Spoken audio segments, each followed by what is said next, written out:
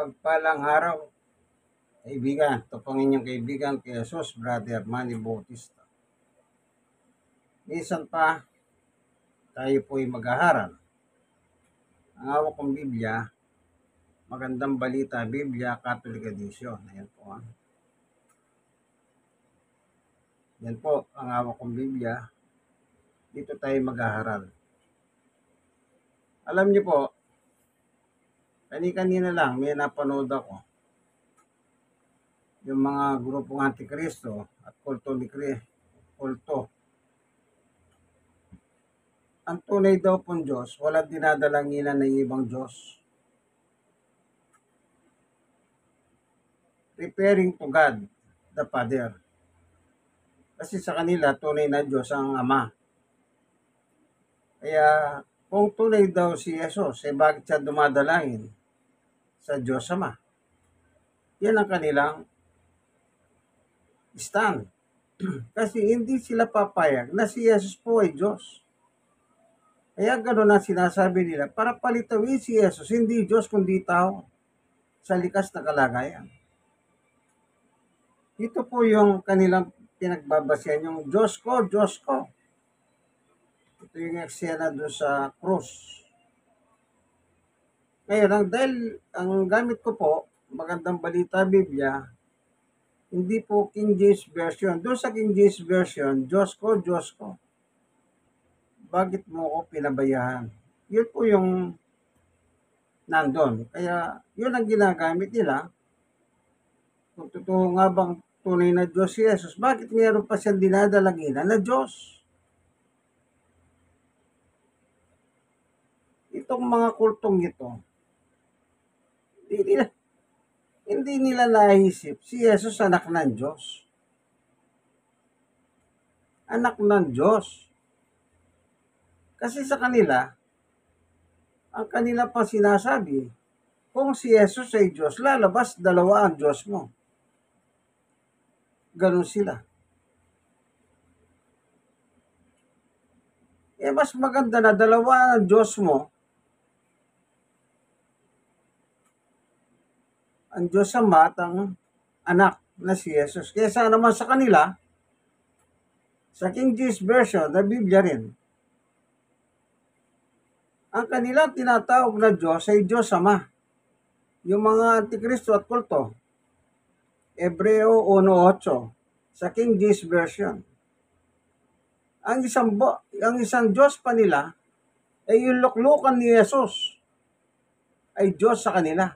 Samantalang si Jesus na nakaluklok, hindi Diyos. Hebreo 1:8, ang Biblia sa wikang Tagalog. Sa English, King James Version. Kaya kung sasabihin nila sa inyo, dalawang Diyos mo, aba, amen, praise the Lord. Kung ang Diyos Ama at saka si Jesus, praise the Lord, dalawa sila, magama sila. Sa kanila naman, dalawa din ang kanilang Diyos. Ang Diyos Ama at saka yung luklukan ni Jesus ang Diyos. Hindi si Jesus ang Diyos. Yung luklukan na niluklukan ni Jesus sa Hebreo 1:8. Alin kayang maganda? Mag-isip ka, kaibigan. Alin kayang maganda?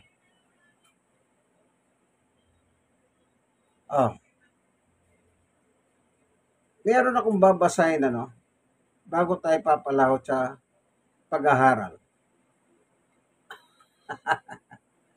Itong mga Antikristo at kulto na ito, hindi sila naglulubay sa social media. Paano nila pilipitin ang kasulatan? Laban kay Kristo. Talagang ito malupit. Kaya kung nasabing malupit, biruin mo, yung founder nilang patay na. Anghel, samantalang si Jesus, tao. Sinong mataas sa dalawa? Anghel o tao? Natural, mataas ang anghel. Di lumalabas yung founder nila, mas mataas pa kay Jesus. Yan. Tandaan nyo po yan, Ito, bago tayo papalawat sa panalangin, dito po sa 1:16, Ah, 16:23 doon sa second paragraph, ano po? Para lang magkaroon kayo ng idea. Ganito ang sabi ni Jesus, pakatandaan ninyo ano mangingin ninyo sa Ama sa aking pangalan na ibibigay niya sa inyo. Maliwanag, ano? Paano kung sila naman ang manalangin? Kasi ako, kung manalangin ako, Amang Diyos, ito po ang aking kahilingan sa pangalan ni Jesus. Sinunod ko yung sinabi ni Jesus. Paano naman sila manalangin? Amang Diyos, salamat po. Ito po ang kahilingan ko sa luklukan na Diyos pa. Aron naloko na. Yung luklukan Diyos. Samantalang si Jesus nakaluklok, hindi Diyos. Oh, hindi ba? Di mas maganda na dalawang Diyos mo, ang Diyos Ama at saka si Jesus. Kasi magama sila, kaya pareho silang Diyos. Iba yung tatay, iba yung anak. Oh, maliwanag ba? Panginoon Diyos, samahan mo po kami sa aming pag-aaral sa gabing ito. Sa araw na ito, sa umagang ito. Buksan mo po ang puso ng bawat nanonood ng video ito. Kung sila man po may kabigatan sa buhay yung paghahanin, kung meron ba silang dalang kabigatan, o iba't ibang problema, sakit, iyong pagalingin. Salamat po sa ngalan ni Jesus. Amen. Okay. Kaya ko lang nasabi yun kasi nga, so, balik tayo sa topic. Diyos ko, sabi ni Jesus. Yung mga antikrist. Kaya kung Diyos si Jesus, bakit meron pa siyang dinadalaginan na isang Diyos? Basahin ko po dito sa Magandang Balita Biblia, Catholic Edition. Ito yung eksena nang si Jesus po, malapit na siyang ulihin, pinagtaksilan ni Judas. Meron nakalagay dito, yung tungkol dun sa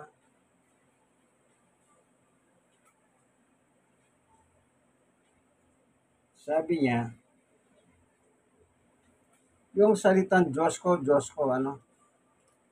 Actually, hindi naman siya pinabayaan ng Diyos. Kung talagang pinabayaan siya, di sana hindi na siya binuhay na maguli ng Diyos. Ano po? Hindi na sana siya binuhay na maguli ng Diyos. Ano po? Tandaan niyo po yan, ha? Tignan lang natin, ha?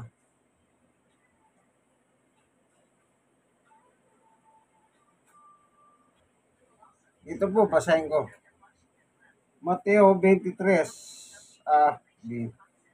27, mula sa 45. Yun po, ano, basahin ko, ano? Ang titulo nito, pagkamatay ni Jesus. Mula sa tanghaling tapat hanggang sa ikatlo ng hapon ay nagdilim ang buong lupain. Nang mag-alas 3 ng hapon, sumigaw si Jesus, Eli, Eli, lama sabachthani. Nang ibig sabihin, Diyos ko, bakit mo ako pinabayaan? Ito po yung komento ng mga antikristo. Ang punto natin dito, bakit siya dumadalangin sa kanyang ama kung talagang siya ay tunay na Diyos? Yun ang pinupunto nila eh. Hindi pwedeng manalangin ka kung tunay kang Diyos, dadalangin ka rin sa tunay na Diyos. Yun ang pinupunto nila. Kaya patuloy nilang pinalalabas na si Jesus ay tao sa kanilang paniwala. Ang kanya daw likas na kalagayan ay tao. Yan. Yung salitang Diyos ko, bakit mo ako pinabayaan? Ano namang pong sama kung manalangin si Jesus sa kanyang ama?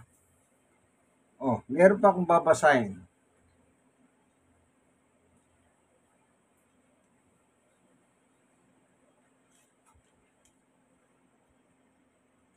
Dito sa 1:17, Hono. Pagkasabi ni Jesus ng mga ito, tumingala siya sa langit at sinabi niya, Ama, dumating na ang oras, walatin mo ang iyong anak upang walatin kanya. Oh, tumingala si Jesus at tumawag sa kanyang ama.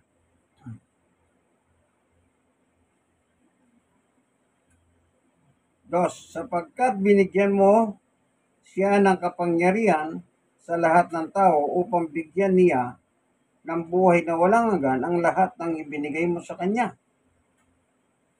3. Ito ang buhay na walang hanggan, ang makilala kanila na isang tunay na Diyos at si Yesu Kristo na iyong isinugo. 4. Inihayag ko dito sa lupa ang iyong kalwalatian, natapos ko na ang ipinagagawa mo sa akin. 5. Kaya Ama, ipagkaloob mo sa akin ngayon sa iyong harapan ang kalwalatiang taglay ko sa piling mo bago palikahin ang sanlibutan. Yan. Ito, nanalangin na naman si Jesus dito.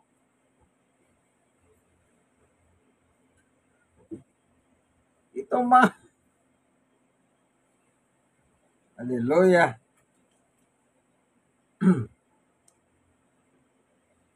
Alam niyo po, palibasa, ang instant kasi nila ay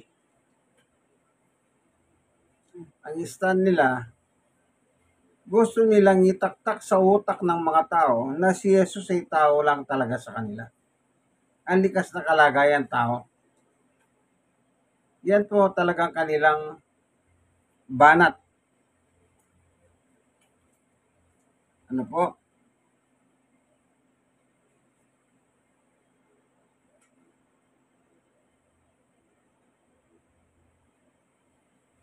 Ito, nanalangin na naman si Jesus. Babasa na naman tayo.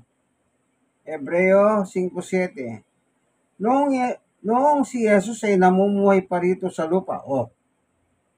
Tinutukoy yun, namumuhay pa sa lupa si Jesus. Siya'y nanalangin at lumuluwang nakiusap sa Diyos na makapagliligtas sa kanya sa kamatayan at dininig siya ng Diyos dahil lubos siyang nagpakumbaba. Talagang nature na ni Jesus ang manalangin sa Diyos.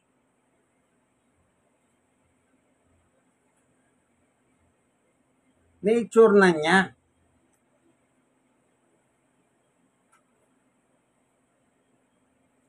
Meron pa tayong babasahin. Ito naman doon sa chapter 26 ng Mateo, 36. Isinama ni Jesus ang kanyang mga alagad sa isang lugar na tinatawag na Gethsemane. Sinabi niya sa kanila, dito muna kayo at mananalangin ako sa dako doon. Mananalangin ako sa dako doon. Nature na ng Panginoong Yesus ang manalangin. Kasi nandito siya sa lupa. Nandito siya sa lupa. Siya'y nagkatawang tao, kaya kagaya natin, nananalangin din po tayo sa Diyos Ama. Siya ang halimbawa na dapat natin sundin na siya mismo ay dumadalangin sa Diyos Ama. Sa kanyang Ama. Kaya dapat lamang tularan natin siya na siya dumadalangin sa Ama, kaya tayo dumadalangin din tayo sa Ama. Ganito po sabi niya.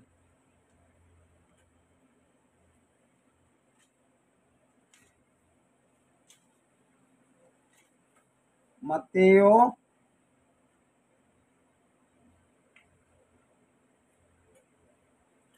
6:9. Ganito kayong manalangin. Ama namin nasa langit ka, sambahin ang iyong pangalan. ganito kayo manalangin. Kung siya nga bilang anak, sabi nga doon sa Hebreo 5:7, nang siya'y nabubuhay sa lupa, siya'y dumadalangin din sa Diyos. At yun ang itinuturo ni Jesus. At yun ang ginawa niya bilang pagsunod sa Kanya. Siya ang halimbawa ng ating dapat sundin.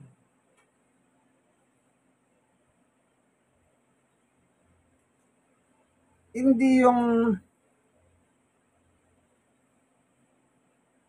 kinikriticize nila mismo si Jesus.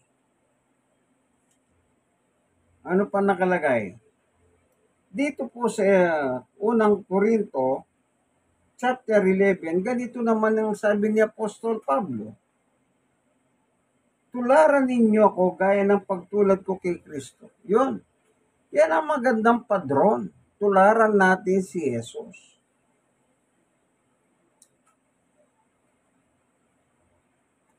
Sila, kunwari, nananalangin sila sa Diyos sa pangalan ni Jesus, pero ang ginagawa naman nila, kinikritiko si Jesus. Pilit nilang binabagsak si Jesus sa kanilang pagpapaliwanag, sa kanilang social media, na talagang sila, itinatayo nila talaga na si Jesus sa likas na kalagayan ay tao at hindi Diyos. Ngayon, tignan natin yung salitang yon. Si Jesus ba, ang likas niyang kalagayan ay tao? Wala po silang may latag na talata na binabanggit sa Biblia na sinabi ni Jesus, ang aking likas na kalagayan ay tao. Kundi yung kinukuha nila, yung ang Biblia, sa 8:40 ng 1. Anong sabi ni Jesus? Ako'y tao na nagsasaysay sa inyo ng katotohanan. Pero walang sinabi si Jesus doon ng kanyang likas na kalagayan ay tao. Yung 1:40 na sinabi ni Jesus, ako'y tao nagsasaysay sa inyo ng katotohanan. Kailan po nangyari yon? Nung siya ay nagkatawang tao na po at ipinanak ni Maria.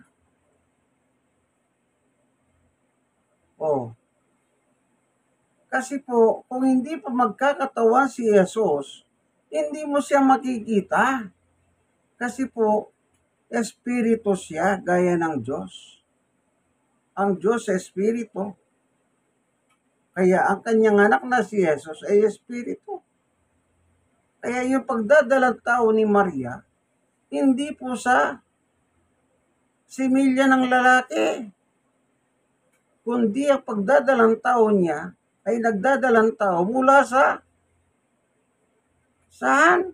Espiritu Santo. Yung pagdadalang tao niya sa Espiritu Santo, nilagyan po siya ng laman ng Diyos. Kaya ang ibang talata nakalagay doon, si Maria nagdadalang tao. Pero yung pagdadalang tao niya mula sa Espiritu Santo. O babasahin ko po yung katawan tao, ano?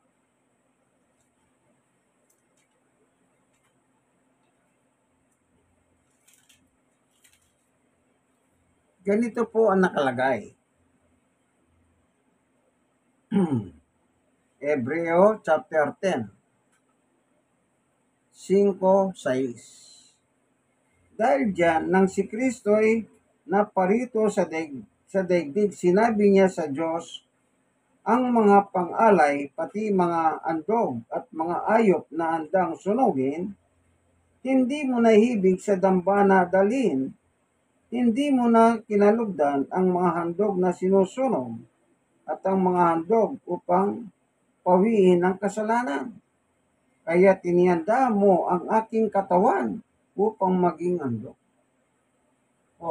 Sino naganda ng katawan ni Jesus? Ang kanyang ama, ang nakausap niya. Saan niya kausap? Magkasama po sila sa langit bago siya suguhin dito sa ating daigdig. O anong sabi? Dahil diyan nang si Kristo ay naparito sa daigdig, sinabi niya sa Diyos, bago siya naparito sa daigdig, bago sinugo si Jesus sa daigdig, sinabi niya sa Diyos. O, saan yun? Sa langit po yun kasi nga, tagalangit ang Diyos. Kaya sabi niya doon sa Mateo 6:9, Ama namin, nasa langit ka, sambahin ang ngalan mo. Kaya magkasama po sila sa langit. Kaya sabi ni Jesus sa 1:38, ako'y bumaba mula sa langit. Mahirap po bang intindihin yun? Kaya tayo po binigyan niya ng padron sa panalangin sa Diyos mismo. Basahin po natin po, no?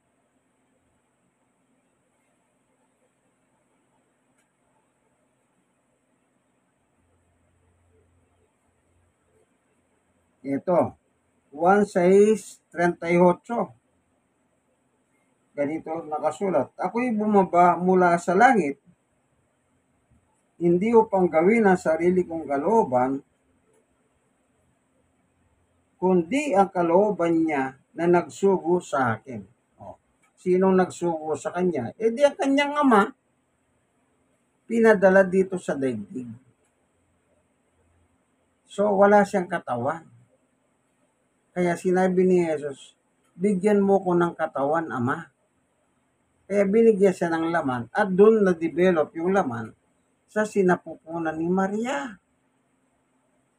Yang mga antikristo na yan, kung kulang na lang, ay ewan ko. Kunwari, ginagamit pa nila yung pangalan ni Kristo sa kanilang simbahan. Pero, kritiko sila ni Kristo.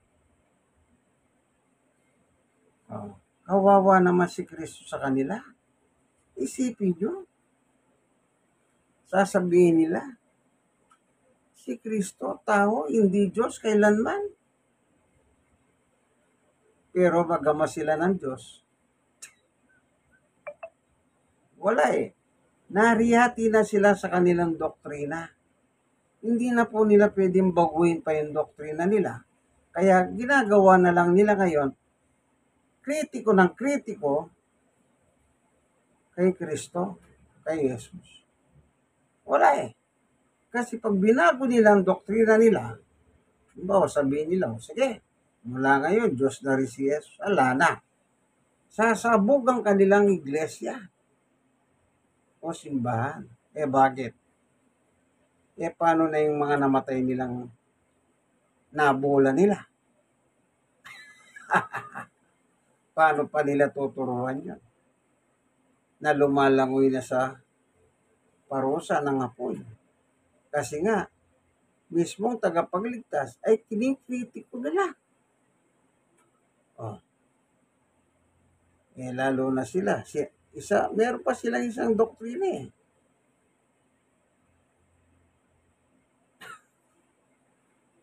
Hanggat hindi ka raw mamamatay, hindi mo malalaman kung saan ka mapupunta. Sa Biblia pa lang, itinuturo na kung saan ka pupunta, langit o impyerno. Samantalang sila, at saka mo lang daw malalaman, pagpatay ka na. Kung nasa impyerno ka o nasa langit ka.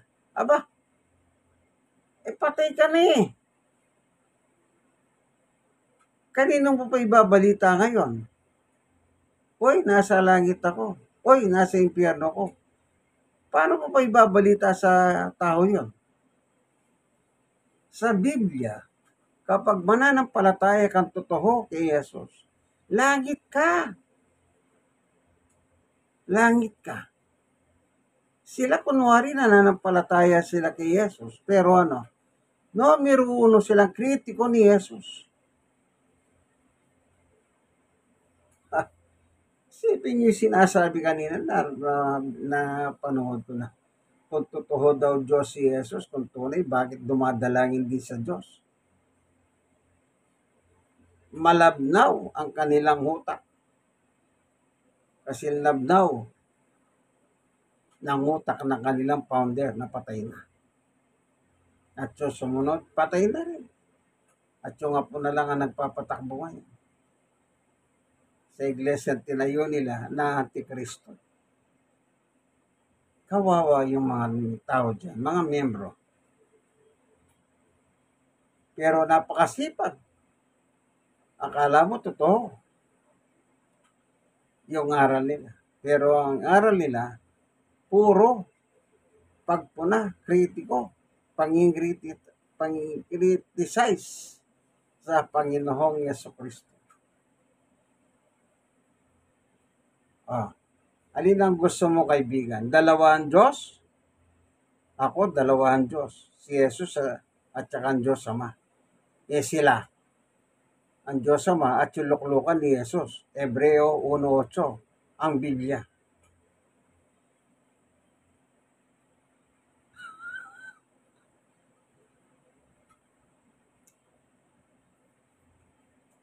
Tingnan nga natin dito kung ano nakalagay. Sa 1:8 ng Magandang Balita, Biblia Catholic Edition. Ako,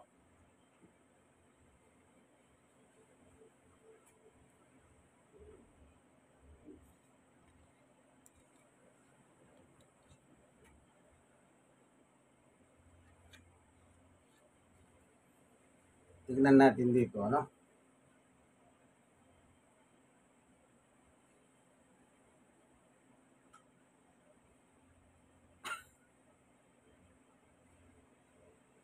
Tingnan natin.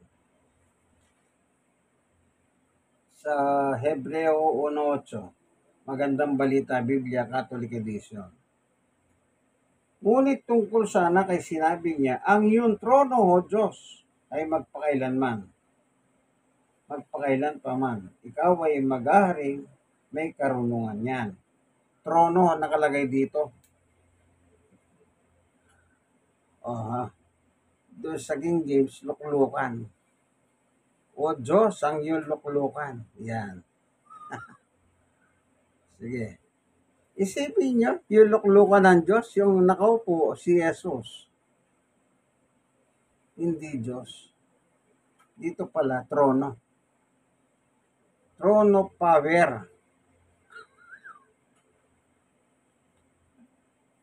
Ang paliwanag ng iba po dyan, Trono. Trono power. Trono ng kapangyarihan. Yun ay Diyos. Pero yung nakaupo sa trono ng luklukan, hindi Diyos, kundi tao. Sana, kaibigan, ikaw nanonood ng Biblia ng mga aking munting video, meron ka sanang napupulot. Hindi po tayo namimersonal o nagagalit sa mga taong ganyan, kundi tayo ay nagbabasa. At yung aking nakikita po sa social media, ang aking lang binibigyan pansin. Wala naman pong masama kung si Jesus man ay nanalangin sa kanyang ama. Yan, dami po talata nating binasa sila isa lang ang binabanggit, yung Diyos ko, bakit mo ako pinabayaan? Na gusto nilang ipakita, kung tunay na Diyos si Jesus, bakit nananalangin pa siya sa Diyos? Anong problema kung manalangin man si Jesus sa Diyos?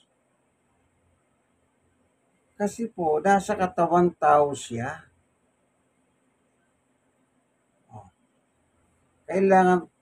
Kailangan niya rin po talaga ang tulong ng kanyang ama. Kasi po, nasa katawan tao siya. Nagkatawang tao ang anak ng Diyos na si Yesukristo. Sana, kaibigan, meron po kayong napulot kahit paano. I-share nyo po sa inyong mga kakilala, kaibigan, lalo na doon sa mga simbahan na naniniwala si Jesus ay tao at hindi Diyos. I-share nyo sa kanila. Kung meron kayong Bibliang ganito, basahin nyo po. Kung ano yung binasa ko, Ito po ang inyong kaibigan kay Jesus, Brother Manny Bautista. Nasa programa kayong ang tunay na pagbubunyag ng katotohanan o salita ng Diyos ayon sa magandang balita Biblia, Catholic edition. Hindi po sa akin ito, binigay lang sa akin ng isang preso sa Manila City Jail na involved po sa droga. Galing po ito sa simbahang Katoliko. Mga pinamimigay po ng Catholic Bishop Conference of the Philippines. Kaibigan, like, share ng share. Kayo na share, mag-share na kayo mag-share. Huwag nyo naman kalimutang mag-subscribe. Mag-subscribe po kayo, God bless us all po, Lagi nyo tatandaan, ang Jesus pong ito, siya'y tagapagligtas. Huwag nyo po siyang kontrahin, huwag nyo siyang i-criticize. Huwag nyo silang gagayahin. Bye.